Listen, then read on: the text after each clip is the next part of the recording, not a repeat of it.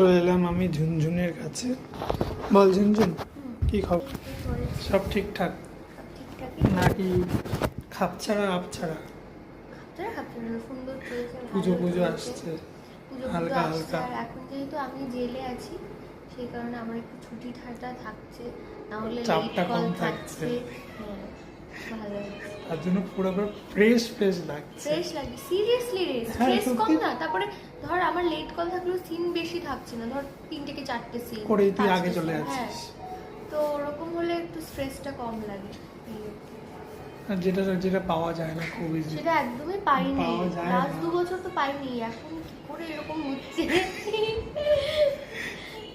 যাক ভালো, ওটাই দরকার। হ্যাঁ একদমই তাই। সবসময় তো চাপ নিতে হয়, এখন একটু চাপ কম থাকলে ক্ষতি কি, একটু ভাগ করে নেওয়া। হ্যাঁ খেয়েছিস?